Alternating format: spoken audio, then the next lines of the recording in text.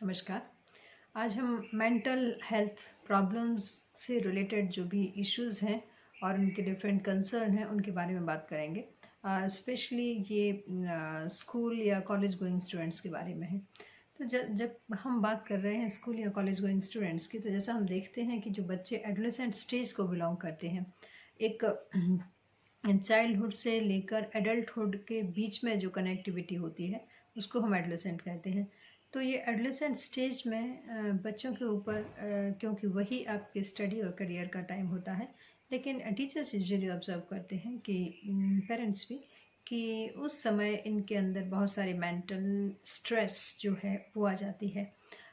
वो स्ट्रेस या डिप्रेशन क्या है, कैसे उसको डील करें, इसके बारे में हम बात करते हैं। सबसे पहले तो हम ये बात करते हैं कि जो स्ट्रेसफुल सिचुएशन जो है यंग पर्सन जो फील करते हैं वो फिज़िकल हो सकता है, मेंटल हो सकता है, इमोशनल हो सकता है, किसी भी तरह का टेंशन हो सकता है because of different environmental condition, situational, personal pressure और डिमांड्स के कारण। तो फिज़िकल जो होगा, फिज़िकल स्ट्रेस, जैसे कि आप देखते हैं कि बहुत ज़्यादा वो वाला जो टाइम है बहुत हाइपर एक्टिविटी वाला भी टाइम होता है, बहुत सारी चीज़ें आपको एक साथ करना होती हैं, तो फिज़िकली वो उसके कारण सपोज़ करो किसी तरह की वीकनेस है या इवन नॉर्मल पर्सन भी प्रॉपर रेस्ट नहीं मिल पा रहा, प्रॉपर डाइट नहीं हो पा रही है, तो फिज़िकली उसको स्ट्रेस हो सकता है, टायर्डनेस होगी और अल्टीमेटली स्ट्रेस भी हो सकता है। इमोशनली, क्योंकि इमोशनल टर्बुलेंस वाला टाइम होता है, तो ऑब्वियसली बहुत सारे इमोशनल फैक्टर्स उस समय उसके माइंड में चल रहे होते हैं। करियर को लेके, प्रॉपर करियर मिलेगा कि नहीं, मार्क्स कैसे आएंगे, इवन जो पीयर प्रेशर है वो भी वर्क करता है, क्योंकि उसके जो फ्रेंड्स हैं वो कैसे हैं, वो किस तरह से उसको प्रेशराइज करते हैं अच्छे कामों के लिए, बुरे कामों के लिए, ये भी बहुत ज़्यादा ज़रूरी होता है। तो इस तरह से फिज़िकल, मेंटल, इमोशनल प्रेशर अलग अलग तरह से हो सकता है, एनवायरमेंटल कंडीशंस के कारण हो सकता है। जैसे कि अभी हम देख रहे हैं कि हमारे चारों तरफ जो एटमॉस्फेरिक सिचुएशन, या ये बोला जाए कि अराउंड द वर्ल्ड अभी ये कोरोना के कारण बहुत सारी प्रॉब्लम हो रही है, तो ऐसे समय समय पर अलग अलग परेशानियां होती हैं। तो ये एनवायरमेंटल सिचुएशंस भी हो सकती हैं, लाइक फ्लड आ गया, कभी कभी ड्रॉट हो गया है, कभी एक्सट्रीम कोल्ड है, कभी तो बहुत सारी चीज़ें हैं, उसके कारण भी टेम्परेरी रहता है ऑल द वे, लेकिन वो भी हो सकता है। तो इस तरह से अलग अलग तरह के जो फैक्टर्स हैं वो स्ट्रेस का काम करते हैं। अब इनका ये कितने सीवियर हैं, इनका ड्यूरेशन क्या है, ये डिपेंड करता है कि पर्सन कैसे रिएक्ट करता है और वो सिचुएशन जिसने स्ट्रेस की है कब तक एग्जिस्ट करेगी।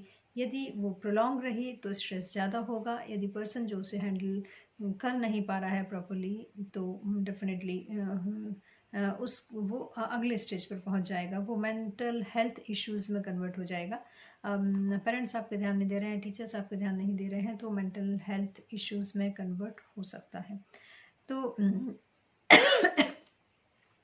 जो साइकोलॉजिकल इफ़ेक्ट्स जो होते हैं उसमें देखिए, जैसे इमोशनल जो पर्सन स्ट्रेस्ड है उसके अंदर आप यूजुअली देखेंगे कि वो हर चीज़ में, बिकॉज़ वो स्ट्रेस्ड है इसलिए हर चीज़ में उसको जो इमोशनली एक तरह से वो डिस्टर्ब रहेगा, उसको बार बार गुस्सा आएगी, उसके अंदर एंग्जाइटी होगी, थोड़ी घबराहट होगी और डिप्रेस्ड होगा वो पर्सन।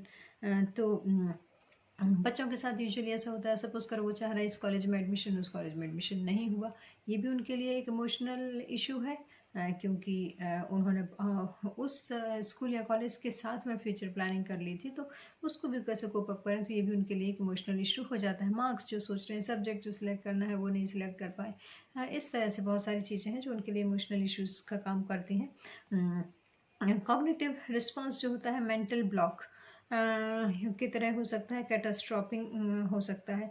तो cognitive means students regularly prepared well yet can not think clearly at the time of examination. Usually कई बार ऐसा होता है कि आपने बहुत सारी तैयारियां की हुई होती हैं, लेकिन टेस्ट वाला टाइम होता है, जैसे सपोज करो आपको स्पीच देना है, लेकिन जो जब टाइम आया आपको स्पीच देने का, उसी टाइम आपके अंदर मेंटल ब्लॉक हो गया, आपको कुछ समझ में नहीं आ रहा आपको क्या बोलना है, आप सब कुछ भूल गए। ऐसे एग्जामिनेशन के समय भी होता है कि जब आप एग्जामिनेशन देते हैं और क्वेश्चन पेपर आपके हाथ में आता है, तो याद नहीं आता है, उन स्पेशली उन क्वेश्चन का आंसर नहीं याद आता जो आपने पढ़ा हुआ होता है उनका।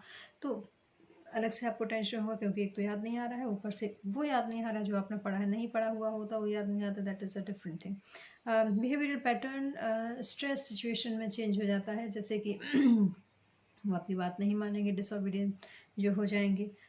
स्कूल कॉलेज में हम देखते हैं एब्यूजेस बहुत ज़्यादा होने लगते हैं, एक दूसरे को गाली गलौज करना यदि किसी की बात नहीं हो पा रही है तो, और उनके अंदर बहुत ज़्यादा एग्रेशन आप समझ पाते, फील कर पाते हैं। तो जिसके अंदर बहुत ज़्यादा एग्रेशन या एंगर हो रहा है तो वो आप समझिए कि उसको कोई परेशानी है किसी न किसी तरह की, किसी न किसी तरह से वो स्ट्रेस्ड है, इसलिए ये परेशानी उसके साथ हो रही है।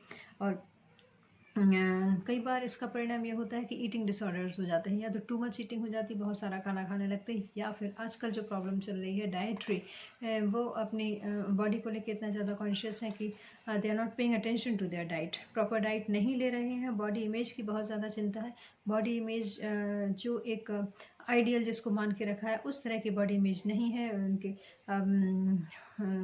उस तरह से उनका फिगर नहीं बन पा रहा है, उस तरह से उनकी मसल्स नहीं बन पा रही हैं। तो अगेन उनको इस बात का भी टेंशन होगा कि और ये उसके कारण वो प्रॉपर या बैलेंस डाइट को अवॉइड करेंगे और इस तरह की चीज़ें नहीं खाएंगे जो कि इसेंशियल न्यूट्रिएंट्स हैं। और डेफिनेटली ईटिंग डिसऑर्डर्स जो है उनके लिए हो सकते हैं, जिसमें से कि एक है starvation sickness.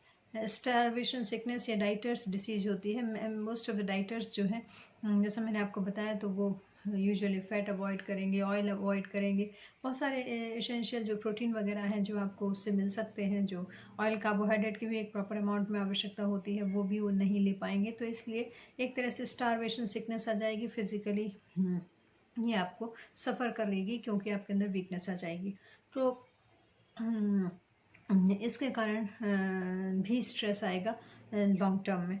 And significant feature जो एक और सिग्निफिकेंट फीचर है वो है over protective and strict parenting. बहुत बड़ा रीजन हो जाता है जब हम बच्चों को हमारे एक शेल में रखते हैं, एक ऑरा में रखते हैं कि भाई आपकी सारी प्रॉब्लम को हम सॉल्व कर रहे हैं, तो बच्चों के अंदर ये टेंडेंसी नहीं हो पाती, बच्चों के अंदर ये कैपेसिटी नहीं डेवलप हो जाती है कि वो किसी भी तरह की प्रॉब्लम को सॉल्व कर पाए, उनके अंदर रिस्क टेकिंग कैपेसिटी भी नहीं हो पाती है और छोटी छोटी सी बातों में वो टेंस्ड हो जाते हैं, because they are not having any kind of experience of dealing with any problem. Personal problem हुआ, प्रोफेशनल प्रॉब्लम हुआ, लाइफ रिलेटेड प्रॉब्लम हुआ, सराउंडिंग से रिलेटेड प्रॉब्लम हुआ, any problem, they are not capable of dealing with that, because हमने तो उनको एक cage में प्रोटेक्ट करके रखा था हमेशा। तो इसलिए बहुत ज़्यादा ज़रूरी हो जाता है जब आप पेरेंटिंग कर रहे हैं तो बच्चों को अपना डिसीजन अपने आप लेने दें, ताकि उनके अंदर डिसीजन टेकिंग कैपेसिटी आ सके। एक और सिंड्रोम आजकल बच्चों में बहुत ज़्यादा देखा गया है, बच्चों में स्पेशली लड़कियों में बोल सकते हैं, जिसको कहते हैं बुलिमिया या ब्लिंच पर्च। इसमें क्या करते हैं, वही again it's related to diet, कि आपको बहुत सारी चीज़ें खाने की इच्छा हो रही है, आपने खा तो बहुत सारी चीज़ें ली, लेकिन उसके बाद में आपने क्या किया, वोमिटिंग, आपने इंड्यूस्ड वोमिटिंग की है, और या फिर कुछ इस तरह का परगेटरी मैटर खा लिया कि वो फूड जो है वो डाइजेस्ट ना हो। तो इस तरह से जो ब्लिंच पर्च सिंड्रोम है एक तरह से, तो इसके भी कई जो बच्चे हैं वो शिकार हो जाते हैं, और जो कि फर्दर एक तरह का स्ट्रेस सिचुएशन या मेंटल इश्यूज़ के को क्रिएट करने के लिए रिस्पॉन्सिबल होते हैं। सेक्सुअलिटी इश्यूज़ जो हैं ये बहुत ज़्यादा होते हैं और हम यूजुअली अवॉइड करते हैं इन बातों को, बच्चों से इनके बारे में बात करने को पेरेंट्स भी अवॉइड करते हैं और टीचर्स भी अवॉइड करते हैं। तो इसमें बहुत सारी प्रॉब्लम होती हैं, क्योंकि जिस एज को बिलोंग करते हैं वो एज हार्मोनल चेंजेस की होती है। हार्मोनल चेंजेस होंगे, बॉडिकल या फिजिकल चेंजेस तो होंगे ही, और बहुत सारे इश्यूज़ ऐसे होते हैं जो कि उनको ऑल ऑफ अ सडन समझ में नहीं आते हैं, जैसे कि इश्यूज़ रिलेटेड टू मैस्टरबेशन हो सकता है, सेक्सुअल इंटरकोर्स हो सकता है, मॉरल कंसर्न हो सकता है, प्रेगनेंसी का इशू हो सकता है, बर्थ कंट्रोल हो सकता है, लव एंड मैरिजेस वाला कंसर्न, इस प्रॉब्लम इस समय हो सकता है। क्योंकि यदि इस तरह के कोई इशू आए तो उनको रिजॉल्व करने के लिए they will be taking help of internet या मूवी या फिर कोई पॉन लिटरेचर। तो they are not they are not going to provide you a proper direction. तो जो कुछ आपको वहाँ इन्फॉर्मेशन मिलती है वो इनकन्सिस्टेंट इन्फॉर्मेशन मिलेगी। कन्फ्लिक्ट आपका बढ़ने की बजाय उसमें कन्फ्लिक्ट आपका कायम रहेगा। हाइपोक्रिटिकल जो हाइपोथेटिकल एक तरह से जो सॉल्यूशन जो मिलेगा वो सही नहीं है। तो इस तरह से यदि ये सारे प्रॉब्लम रहीं तो फर्दर उसको स्ट्रेस होना है और मेंटल जो है आपका स्ट्रेंथ है उस पर भी ये इफ़ेक्ट डालता है। करियर पे इफ़ेक्ट डालेगा, पढ़ाई पर इफ़ेक्ट डालेगा।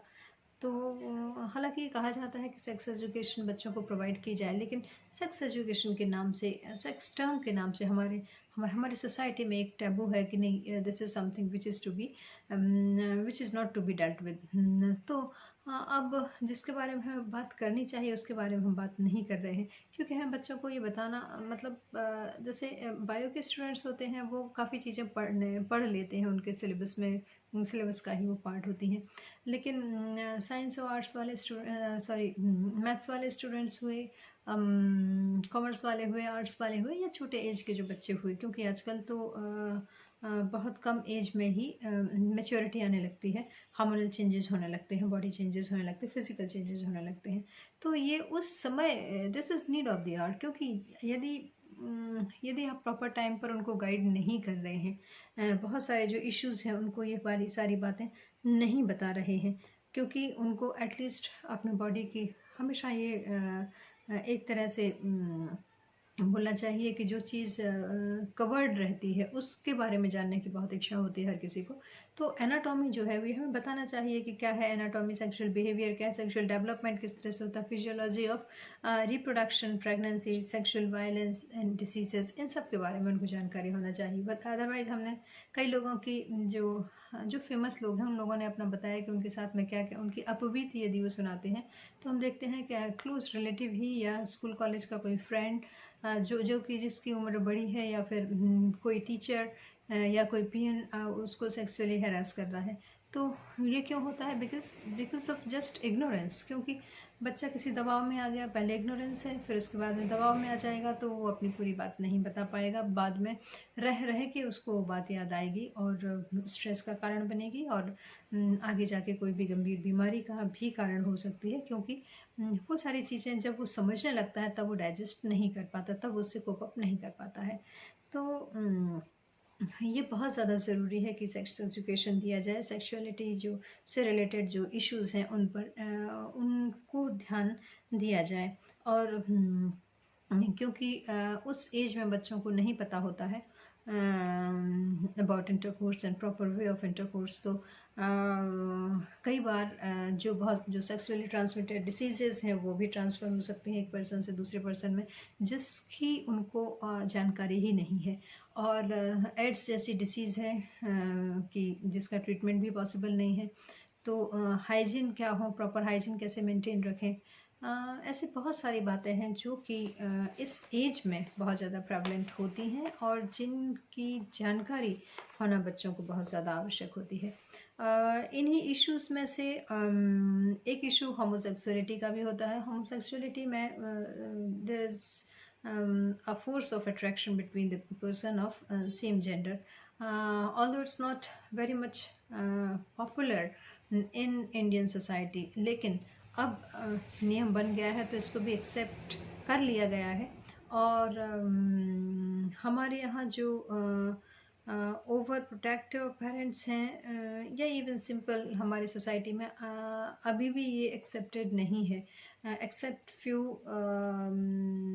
कुछ ऐसे जो फेमस पर्सन हैं वो भी दबे छुपे उनकी बातें ये सामने आती हैं कि वो होमोसेक्सुअल हैं, गे हैं या उनके स्टाइल या कुछ और जो इशू उससे रिलेटेड है। तो यदि इस तरह का कोई इशू है तो इसके कारण भी ये प्रॉब्लम हो जाता है कि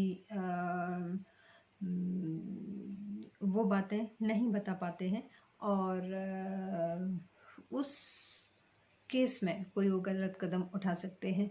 कई बार होमोसेक्सुअलिटी आप जान के हैरान हो जाएं, कई बार होमोसेक्सुअलिटी का इशू सिर्फ इसलिए होता है बिकॉज जो पेरेंट्स हैं they are not behaving properly, there is a regular fight between them and because of that a kind of hate develop जो आपका बच्चा है उसके माइंड में। और फिर क्या होगा कि उसको अपोजिट जेंडर से कोई लव ही नहीं रहेगा। तो ये भी एक रीजन हो सकता है होमोसेक्सुअलिटी का, अपार्ट फ्रॉम अदर रीजंस। तो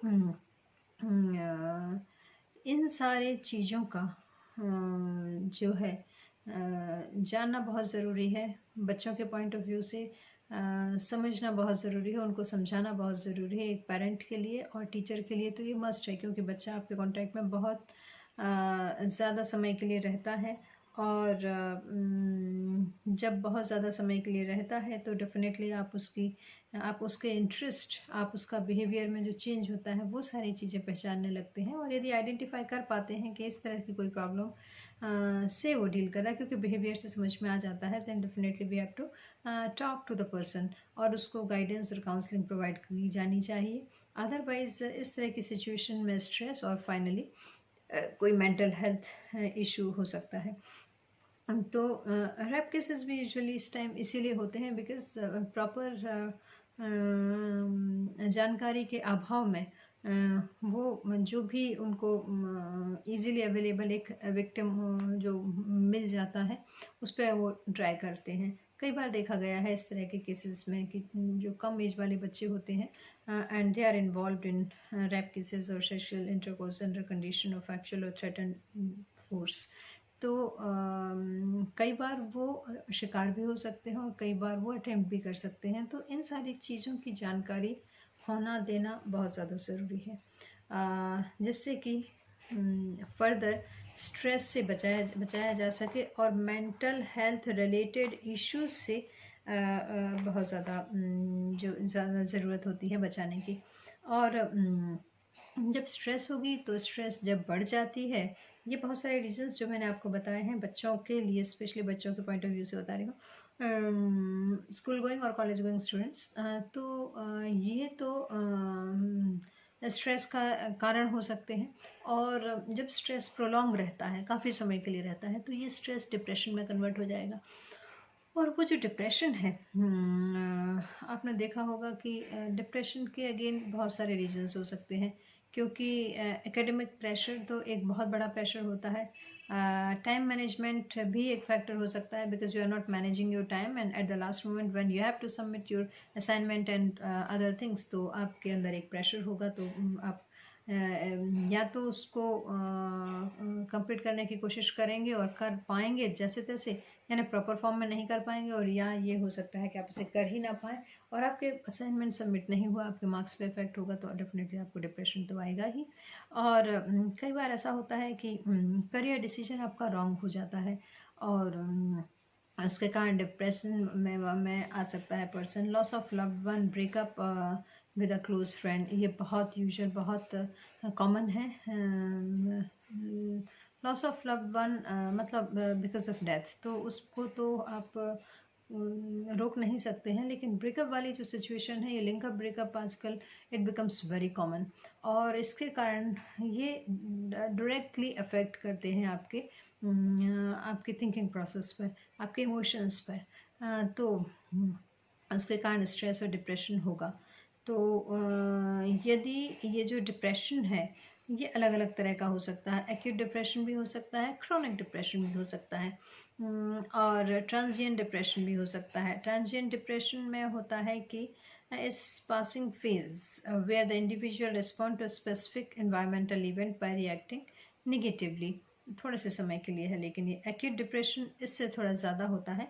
एंड यंग एडल्ट में कंप्लेन ऑफ बोर्डम और सोशल आइसोलेशन, उसे ऐसा लगने लगता है कि वो सोशली अपने आप को डिप्राइव करे, एक तरह से दूर रहे, लोगों से दूर रहे, कट जाता है समाज से। और क्रोनिक डिप्रेशन, यदि वो डिप्रेशन बहुत ज़्यादा समय के लिए रहा तो फिर वो क्रोनिक बन जाता है, और क्रोनिक डिप्रेशन जो बन जाता है उसका ट्रीटमेंट बहुत ज़्यादा ज़रूरी होता है, क्योंकि क्रोनिक डिप्रेशन आपको ऐसे ही ठीक नहीं होने वाला। तो क्योंकि क्रोनिक डिप्रेशन यदि परसिस्टेंटली रहा तो ये सुसाइड का कारण भी बन सकता है, सुसाइडल टेंडेंसी भी जनरेट कर सकता है। तो इसलिए बहुत ज़रूरी होता है कि इस तरह का डिप्रेशन यदि सामने आए तो उसे दूर किया जाए। डेलिक्वेंसी भी एक रीज़न हो सकती है, जो कि हमने देखा है कि usually violation of law by an individual जो होता है, कॉलेज गोइंग स्टूडेंट्स में हमने देखा है कि वो बहुत सारे डेलिक्वेंट लोग रहते हैं ना। रीज़न उसके अलग अलग हो सकते हैं। कुछ नेगेटिव रीज़न भी हो सकते हैं कि वो सपोज़ कीजिए बुलिंग, गैम्बलिंग या स्टीलिंग, मर्डर, इन सारी चीज़ों में वो इन्वॉल्व हैं, डेलिक्वेंसी रहेगी। कभी पीयर प्रेशर के कारण, कभी फैमिली से उनका प्रॉपर रिलेशन नहीं मेंटेन हो पा रहा है। तो इस तरह की बहुत सारी चीज़ें हैं जिससे कि बच्चों में प्रॉब्लम हो सकती है, और ये प्रॉब्लम लेटर ऑन स्ट्रेस और स्ट्रेन में कन्वर्ट हो जाएगी। तो हमें बहुत ज़्यादा ज़रूरत होता है बच्चों को गाइड करने का, बच्चों को गाइडेंस देने का, गाइड करने का, काउंसिल करने का। टीचर का काम सिर्फ पढ़ाना ही नहीं होता है, बल्कि बच्चों की मेंटल हेल्थ भी मेंटेन रहे, ये जिम्मेदारी भी टीचर की होती है। तो आपको एक टीचर या पेरेंट होने के नाते ये समझना होगा कि किस इस तरह की यदि प्रॉब्लम आपके बच्चे में है तो उनको कैसे डील किया जाए। नमस्कार।